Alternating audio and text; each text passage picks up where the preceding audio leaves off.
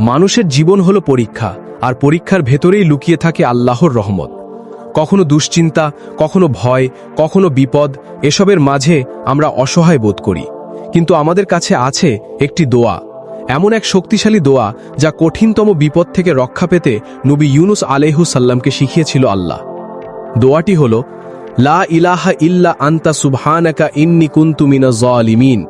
অর্থ, হে আল্লাহ, তোমা ছাড়া কোনো উপাস্য নেই, তুমি পবিত্র, নিশ্চয়ই আমি জালিমদের অন্তর্ভুক্ত হয়েছি। এই দোয়া নবী ইউনুস আলাইহিস সালাম মাছের পেটের অন্ধকারে পড়েছিলেন, আর আল্লাহ সেই দোয়ার বরকতেই তাকে মুক্তি দিয়েছিলেন। রাসূলুল্লাহ সাল্লাল্লাহু আলাইহি ওয়াসাল্লাম বলেছেন, যে ব্যক্তি এই দোয়া পড়ে দোয়া করবে, আল্লাহ তাকে তার বিপদ থেকে রক্ষা করবেন ইনশাআল্লাহ। তাই যখনই মন ভারী হয়, যখন চারিদিকে অন্ধকার লাগে, যখন নিজের পথ খুঁজে পাওয়া যায় না, ধীরে বলুন, লা ইলাহা ইল্লা আনতা সুবহানাকা ইন্নী কুনতু মিনাজ জালিমিন।